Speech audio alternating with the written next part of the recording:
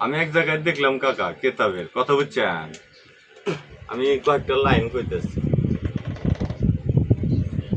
আল্লাহ পাক রাব্বুল আলামিন অসীম দয়ালু, কথা বুঝছেন, এই দয়ার কোনো শেষ নাই। এক্সাম্পল দিতেছি, কথার কথা। ধরেন 7 জন মুসল্লি, ওই যে কয় না যে মিজানের সময় বিচার হবো, 7 জন মানুষের মধ্যে, মুসল্লির মধ্যে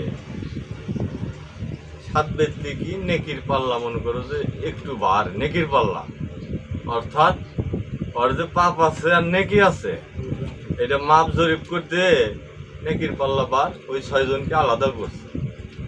এখন এরই মধ্যেই আল্লাহর যে নেক বান্দা, এই 6 জন একবারে আলাদা করছে। ওর মধ্যে এক বান্দা আছে চুল পরিমাণ নেকি কম, কথাটা বুঝছেন, চুল পরিমাণ নেকি কম।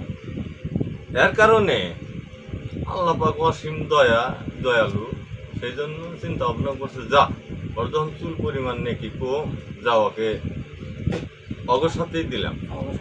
ও যদি ফুল সেরাত পার হয়ে যাইতে পারে তো যাই। দেওয়ার পরে ওই যে আল্লাহর যে 6 বান্দা নেক বান্দা, অগর যে নেকি পরিপূর্ণ, কমতি নাই, ওরা ফুল সেরাত কেতাবে আছে যে চুলের চেয়ে চিকন, হীরার চেয়েও দাগ। তে ওই নেক বান্দা যখনই পাও দিব,